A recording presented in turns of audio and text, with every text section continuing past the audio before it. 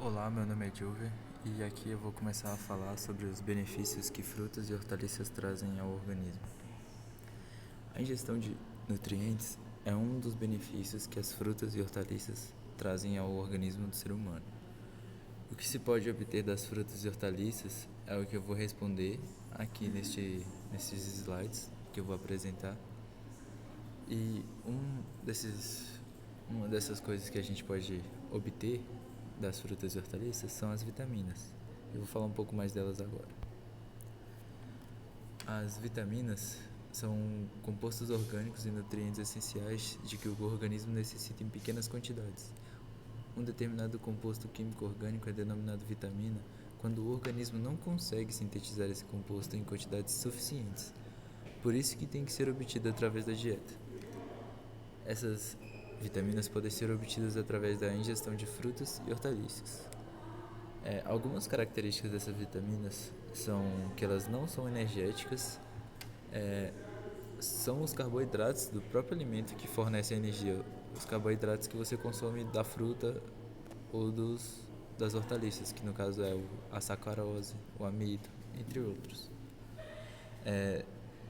Não são digeridas, essas substâncias não são digeridas, no caso são porque são substâncias muito pequenas e não precisam ser quebradas por enzimas em nosso organismo para você poder absorver. Elas já são absorvidas direto. Tem outras coisas que também são absorvidas direto, que no caso seria a água, sais minerais e as vitaminas, né? Também são coenzimas, né? As vitaminas do complexo B atuam como coenzimas para várias enzimas do nosso organismo, né? No caso, elas também têm duas divisões que são lipossolúveis e hidrossolúveis. As lipossolúveis são armazenadas no organismo junto com a gordura. Essas enzimas são no caso, enzimas não. Essas vitaminas são a K, a E, a D e a A, que auxiliam na coagulação do sangue e também a prevenir a ficar estéril, desenvolver raquitismo e cegueira noturna. Já as enzimas hidrossolúveis, elas não são armazenadas no corpo, são excretadas na urina as vitaminas C e B em grande quantidade. Algumas curiosidades aqui, eu tirei duas para mostrar sobre essa parte dela ser lipossolúvel e hidrossolúvel, que antigamente as pessoas tomavam um medicamento que inibiam a absorção de gordura, e isso é um problema muito grave, já que as vitaminas K, E, D e A são lipossolúveis e só são absorvidas com gordura. Aí a pessoa tomava esses remédios para inibir a absorção de gordura e acabava não absorvendo também as vitaminas que são lipossolúveis. Em relação às hidrossolúveis, há em média um limite de 1,4 gramas que pode ser absorvido das vitaminas C e B por dia. E o excesso é excretado por meio da urina. Também tem as vitaminas antioxidantes, que é as vitaminas E, C e A, que ajudam na manutenção da nossa pele, olhos, nas defesas e de micro-organismos, no caso. Elas também ajudam a, a retardar o envelhecimento, e a carência de algumas vitaminas que eu vou mostrar aqui são essas. Eu vou detalhar no caso as enzimas que são as antioxidantes e as não antioxidantes. No caso das enzimas antioxidantes, o complexo A, ele é a carência da vitamina A pode resultar em olhos secos, cegueira, pele seca. Essa vitamina é necessária na formação dos bastonetes. A sua ausência causa cegueira noturna e alguns outros demais problemas. Pode ser encontrada em forma de beta-caroteno na cenoura e no tomate e algumas outras hortaliças. Já o complexo C, também conhecido como ácido ascórbico, se eu não me engano, está relacionado à imunidade síntese do colágeno e auxilia na absorção de ferro. Sua ausência causa escorbuto, né, que no caso é sangramento, por causa dos vasos ficam muito ralos e um pouco resistentes, então acabam estourando e você tem escorbuto. E também dificulta a absorção de ferro por meio vegetal. Ela pode ser obtida através de frutos cítricos, né, como a laranja e o limão. Aí já o complexo E, essa vitamina está relacionada com hormônios, deixa a pele mais macia e bonita. Sua ausência pode deixar estéril, pode ser encontrada em amêndoas, cereais e integrais. Não é uma vitamina que assim tem muitas informações sobre ela, tem, mas não é uma vitamina que a gente tende a aprofundar o conhecimento sobre ela. As mais importantes normalmente são a A e a D, e o conjunto de E, C e A são as antioxidantes, né, que ajudam a retardar o envelhecimento. Já as do complexo B, as vitaminas do complexo B, são muito importantes para o organismo, pois são responsáveis no combate contra a poliomielite, a pelega e a anencefalia e anemia perniciosa, se eu não me engano. Além de auxiliar na respiração e produção de anticorpos. São encontradas em vegetais, grãos, leveduras, leite derivados, germes de trigo, por síntese de bactérias intestinais que o nosso próprio organismo produz, tanto o complexo B quanto as vitaminas do complexo A, do complexo K também. Bactérias intestinais, né, que eu tinha falado, gema de ovo, carne e fígado. Já a vitamina D provém do ergosterol, que no caso seria o colesterol, só que das plantas, que as plantas não têm colesterol, os delas são ergosterol. Se transforma em vitamina D2. Essa vitamina é responsável pela absorção de cálcio e ferro, e sua ausência causa osteomalácia, raquitismo e outras anemias. Já a vitamina K é necessária na produção de protombina, que é referente à coagulação e pode ser encontrada nas flores, como brócolis, couve-flor, entre outros. Funções energéticas, a gente tem os compostos energéticos que é os que nosso corpo utiliza, né? Que no caso são os carboidratos. Tem carboidratos, lipídios, proteínas, mas eu vou dar ênfase aqui nos carboidratos. Os carboidratos são necessários ao organismo para a produção de energia, ao contrário das vitaminas, que não possuem função energética. Alguns dos carboidratos mais encontrados em frutas e hortaliças são a celulose, a sacarose, frutose e amido, que são digeridas por enzimas no organismo e transformados em moléculas de glicose, que é um dos principais precursores na produção de energia, que vai ser levado ali para a obtenção de piruvato e NADPH, NADH, que isso vai ajudar na respiração celular e produção de energia para o organismo. Eu sou a Kathleen, eu vou abordar sobre melhoramento genético. O melhoramento genético ele é um apanhado de técnicas e métodos que tem como objetivo melhorar o valor econômico de uma variedade, selecionando e acasalando indivíduos com características desejáveis, sejam elas para resistência, formato, melhor desempenho, rendimento, sabor. Isso tanto para plantas quanto para animais. As aplicações, tanto na pecuária quanto na agricultura, aí eu exemplifiquei colocando o gado leiteiro, onde é feito o cruzamento para que tenha um aumento nessa produção de leite.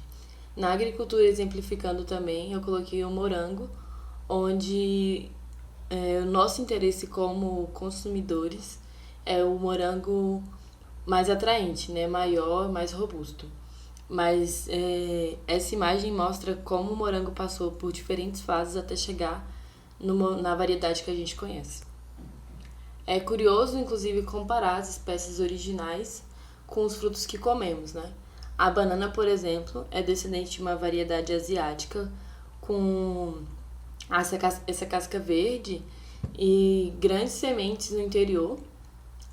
E hoje a banana que a gente consome já é essa banana mais carnosa e que no meio assim só pode ver alguns pontinhos pretos que são os ovos não fecundados.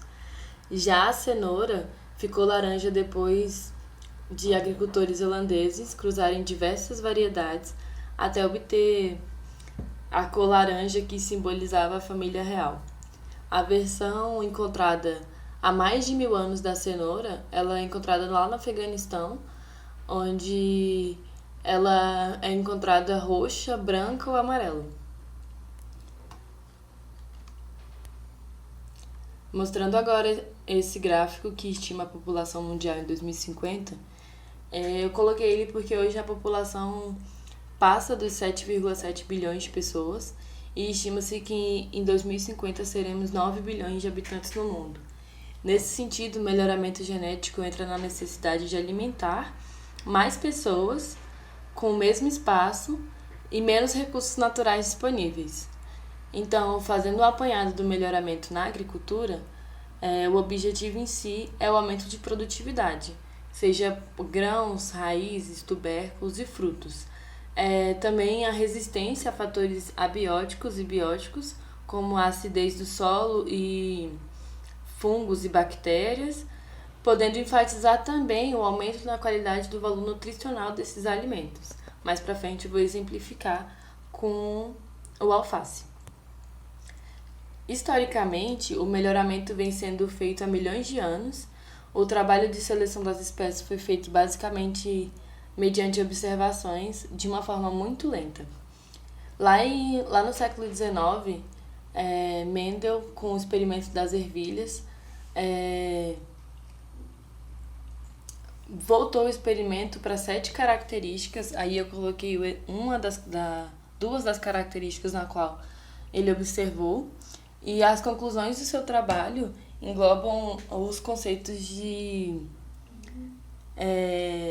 como as características são herdadas, né? E nesse sentido são de indivíduos parentais, trazendo o conceito de hereditariedade. O que é hereditariedade? A hereditariedade é o conjunto de processos biológicos que asseguram que a informação genética seja passada adiante. Como a hereditariedade funciona? A base da hereditariedade está ligada aos genes. Isso porque neles que as características são armazenadas. O material genético de um organismo é composto por diferentes genes que codificam uma série de características atribuídas a esse organismo.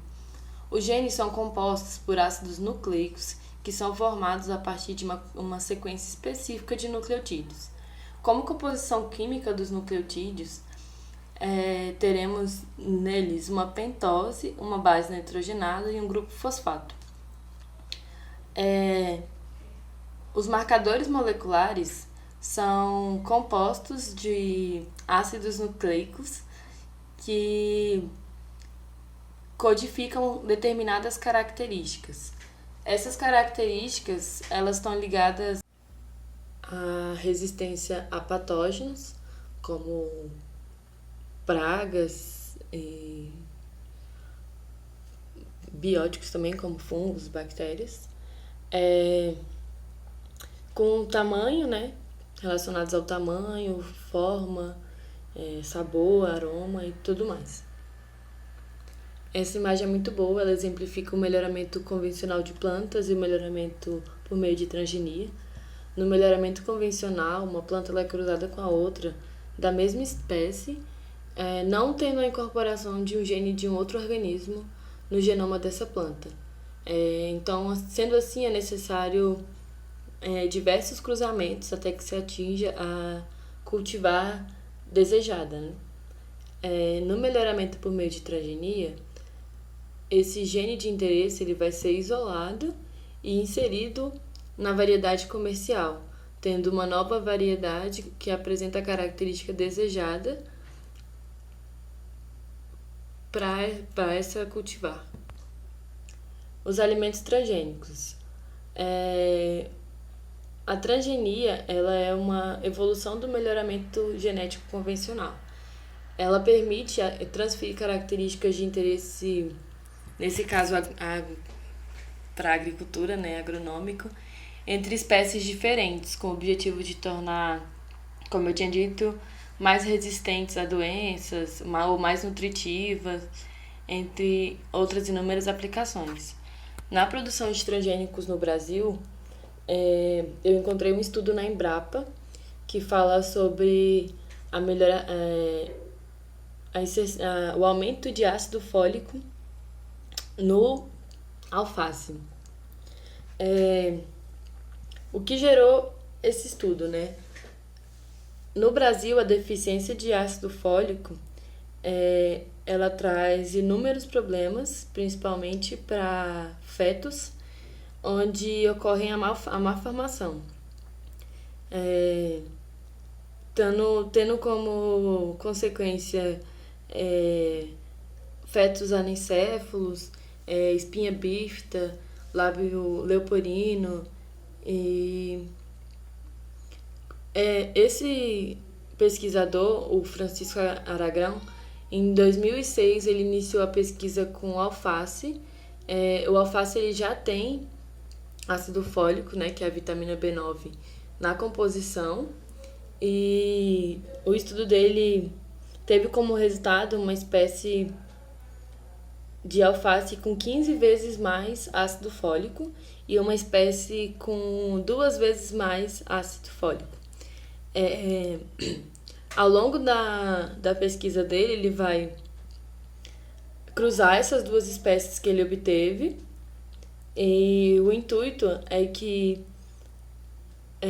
2 folhas de alface compram 70% da quantidade diária de ácido fólico que um adulto tem que consumir. Já para as mulheres grávidas, normalmente o ácido fólico é ingerido aí em alta quantidade na gestação por prescrição médica. No caso, 8 miligramas, né? Que um indivíduo não gestante teria que ingerir 4 miligramas.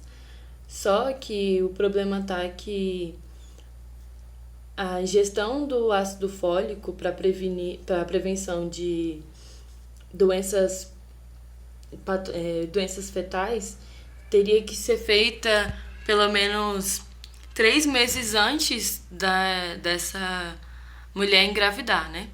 Então, a ideia do estudo é que mulheres em idade reprodutiva consumam o alface como no dia a dia mesmo, como uma forma de aumentar a concentração de ácido fólico já no organismo. A recomendação, no primeiro momento, é que seja ingerido, como eu disse, no primeiro trimestre, antes quando está se planejando engravidar. Por que a escolha do alface, né? Pelo alface já ter na sua composição ácido fólico, e por ser um alimento que é ingerido sem ser processado, e assim ele não perde o valor nutricional dele para o cozimento e tudo mais. O gene de interesse que estimula o aumento do ácido fólico no alface foi tirado dessa plantinha aí, a Arabidopsis thaliana. Eu vou falar a respeito dos processos bioquímicos, né, de maturação das frutas. Primeiramente, a gente pode ver nessa figura que eu coloquei aí algumas estruturas presentes no fruto. Nela a gente pode perceber o pendúculo, né, que é justo esse talinho presente na maioria dos frutos. O mesocarpo corresponde justamente a essa estrutura que é tradicionalmente ingerida, né, a parte do fruto que normalmente as pessoas comem. O exocarpo é essa parte externa, né, que reveste o fruto. A gente tem também o endocarpo. O endocarpo ele é o envoltório da semente, né? E o pericarpo, que não está presente aí na imagem, ele corresponde à parte total desse fruto, né? Todas as estruturas. Seguindo aqui, a gente tem agora falando a respeito da fase de maturação, né? Nessa fase de maturação, o principal componente nela é o etileno, né? O etileno ele é um composto, né? Ele é responsável por essa maturação e ele atua na forma de um hormônio, na forma de uma espécie de um hormônio.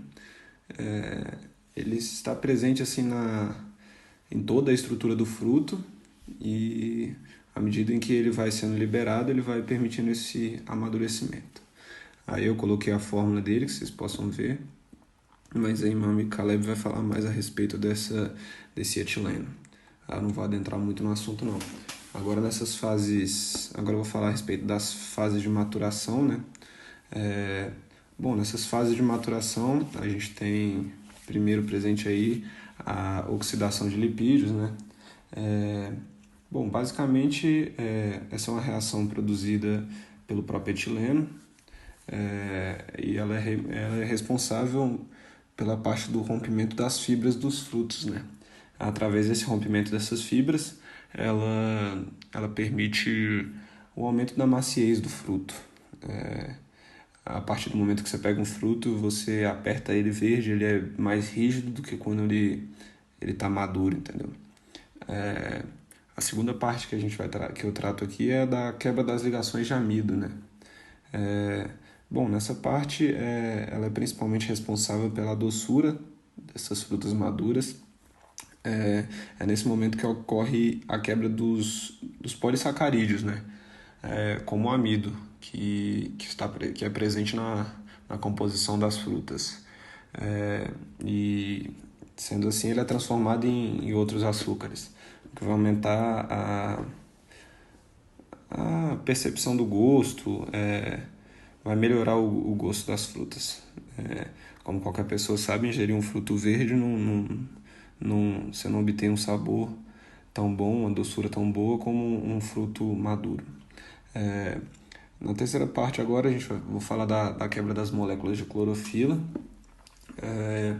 Nessa parte o etileno ele vai atuar na parte externa, né, do fruto, na parte da casca. A partir disso, o fruto ele vai passar a apresentar, né, uma coloração mais característica ao seu amadurecimento. Essa coloração ela pode variar de acordo com o fruto, mas no geral ela apresenta característica mais avermelhada ou amarelada. Passando aqui para frente, agora na parte do amadurecimento justo na fase de pós-colheita, né? Primeiramente a gente tem essa fase de respiração. Essa fase de respiração ela consiste assim, ela é basicamente o principal processo fisiológico, né, que a gente tem nesse amadurecimento dos frutos, que é a troca de gases, troca de reações. O principal responsável é o etileno, no caso, né? Durante a fase de maturação, a gente tem as transformações químicas, né? As transformações químicas, fisiológicas e físicas. Através disso, elas permitem grandes mudanças, né, significativas nesse alimento, que é o que eu tratei ali na parte de cima, que vão permitir esse fruto a fase madura. Esses frutos eles podem ser divididos em dois grandes grupos, né? Em relação à fase de respiração, nessa fase pós-colheita, e esses dois grandes grupos eles são os climatéricos e os não climatéricos. Os climatéricos eles são característicos de frutos que apresentam um significativo aumento nessa respiração, né? Nessa respiração durante essa fase de desenvolvimento. No geral, esses frutos eles podem ser colhidos ainda verdes, que eles podem amadurecer fora da planta.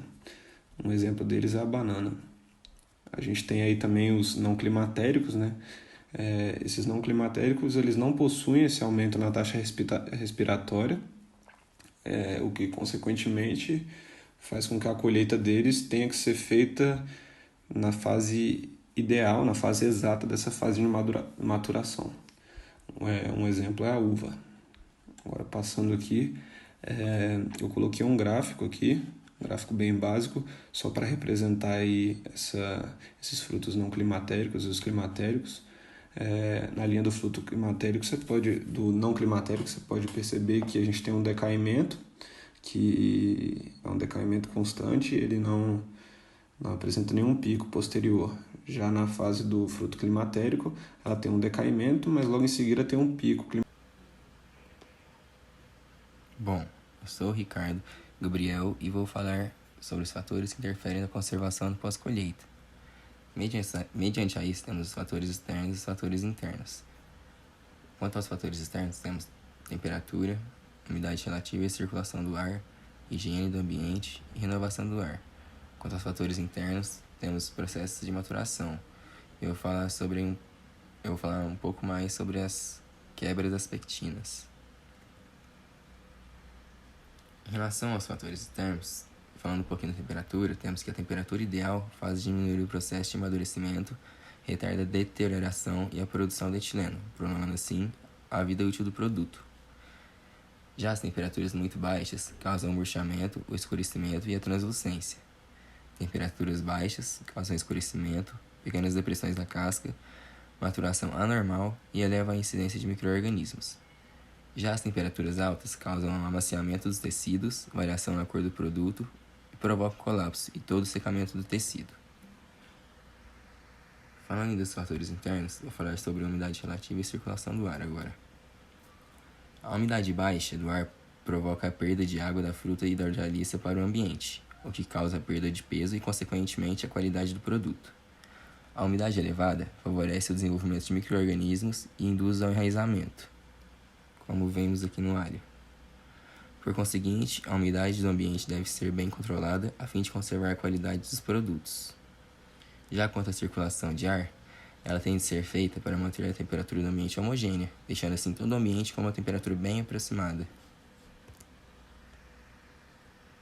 Quanto à higiene do ambiente, deve ser feita a limpeza do ambiente com frequência, retirando-se frutos danificados e deteriorados, restos de embalagens e outros detritos a fim de evitar a proliferação de patógenos e a contaminação de outros produtos. Ainda sobre os fatores externos, quanto à renovação do ar, temos que ar novo no ambiente é de suma importância para evitar acúmulos de gases liberados, como CO2 e etileno, durante o processo de maturação, entre os demais gases que podem acelerar a deterioração dos produtos. Agora falando um pouquinho dos processos na maturação. Na maturação, ocorre a decomposição de macromoléculas como as protopectinas, celulose, hemicelulose e amido.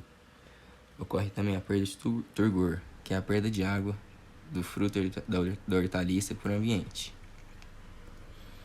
Nisso ocorre também a degradação de pectinas, que são polissacarídeos ramificados que compõem a parede celular e a lamela média das frutas e hortaliças.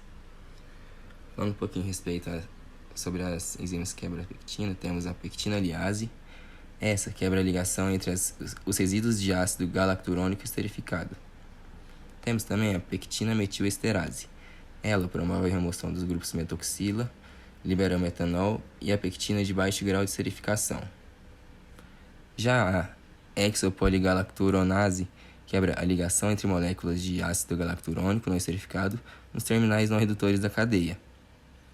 Já a endopoligalacturonase e pectatoliase quebram as ligações entre resíduos de ácido galacturônico não esterificados. E agora falando um pouquinho de uma curiosidade na maturação que eu achei a respeito da clorofila. A clorofila que dá a cor nos frutos e hortaliças. Essa vai se alterando por meio do pH e acúmulo de ácidos orgânicos, além das enzimas clorofilase. Contudo, ocorre a modificação das cores dos hortifrutos. Os carotenoides são pigmentos de cor amarela, laranja e vermelho, além das antocianinas e antocxantinas, que são pigmentos de cor vermelha, púrpura e violeta. Meu nome é Caleb e eu vou dar continuidade falando um pouco mais sobre a produção de etileno e as suas interferências na fisiologia de frutos e hortaliças. O etileno, ou eteno, ele é um hidrocarboneto simples de estrutura molecular C2H4. e é encontrado na forma gasosa. Ele é um hormônio vegetal, ou seja, ele age como regulador no processo de crescimento e desenvolvimento. É considerado o hormônio das frutas por estar diretamente ligado a esses processos.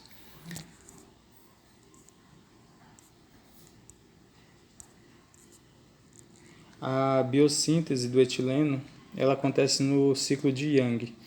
Ela se dá inicialmente como precursor primário, que é a metionina, sendo transformada em S-adenosina pela S-adenosina-metionina sintase. O S-adenosina-metionina sintase, que é o SAM, como vemos aqui na imagem, sofre então a ação do aminociclopropano carboxílico sintase e se transforma em aminociclopropano carboxílico, que é o ACC. Depois, pelo aminociclopropano carboxílico oxidase e na presença de oxigênio, o aminociclopropano carboxílico se transforma em etileno, que é o produto final que age na célula. A taxa respiratória está ligada diretamente com o aumento ou a diminuição da síntese de etileno durante o amadurecimento das frutas. E como o etileno age sobre frutas e hortaliças? O etileno ele vai agir nas células quando elas se ligam a um complexo proteico enzimático receptor, que por sua vez ativa o mensageiro secundário, que é a calmodulina. A calmodulina, através de um processo de transdução no núcleo, modifica a expressão gênica, que faz com que um novo RNA mensageiro seja gerado pela transcrição. Esse RNA mensageiro ele vai ativar novas enzimas do ribossomo, e essas enzimas são responsáveis pela quebra de pectina, celulose e amido, dando origem ao processo de amadurecimento. Alguns fatores são indispensáveis para que esse processo ocorra, como a presença de oxigênio e a ausência de gás carbônico. Caso contrário, o etileno não se liga ao sítio receptor no complexo proteico e esse processo de amadurecimento não vai acontecer. Alguns efeitos, na grande maioria das plantas, o etileno pode promover a inibição do crescimento, que é o que mostra o estudo feito pelo pesquisador Dmitry Nezhubov, onde ele observou que plantas de ervilha estioladas, ou seja, elas mantidas no escuro e sendo tratadas com etileno, elas apresentaram 3 sintomas principais, que é a redução do crescimento longitudinal, o engrossamento do caule e o crescimento horizontal, ou seja, ela vai ficar meio que entanguida, não vai desenvolver. Porém, em alguns frutos, o etileno apresenta uma resposta. Aliás, as frutas apresentam uma resposta ao etileno só de forma exógena, como em estufas com fumaça, por exemplo, nos citros, uvas, cerejas, bananas. Já outros não apresentam nenhuma resposta ao etileno, como é o caso do pimentão. Os frutos climatéricos, como já dito anteriormente, têm uma produção de etileno elevada, como o kiwi, o mamão e o maracujá. Em alguns frutos, o efeito pode ser desejável, como o caso da banana e do abacate, onde o etileno acelera o processo de desenvolvimento o processo de desenvolvimento dos mesmos, fazendo com que eles cresçam e amadureçam. Um exemplo disso é a utilização de estufas para amadurecimento dos citros e da banana, que deixa ela com a aparência mais amarelada quando é retirada verde do pé. Eles colocam em estufas para fazer esse amarelecimento da casca. Mas também pode ser indesejáveis, como é o caso da maioria das hortaliças, como couve-flor, cenoura, pepino, brócolis, que geralmente tem sua vida útil reduzida, vindo a estragar muito rapidamente com a presença do etileno. E, por fim, como o etileno pode ser tanto benéfico quanto maléfico, vale a pena buscar formas para gerir melhor essa interferência do etileno. E algumas desses métodos para reduzir a atividade do etileno sobre frutas é a utilização de ceras para evitar a ação exógena do mesmo, bloqueando a as interações gasosas do meio interno com o externo. E outro método é a aplicação de óleo de coco no pedúnculo do tomate, que pode prolongar a vida útil do fruto por até uma semana, retardando o seu amadurecimento.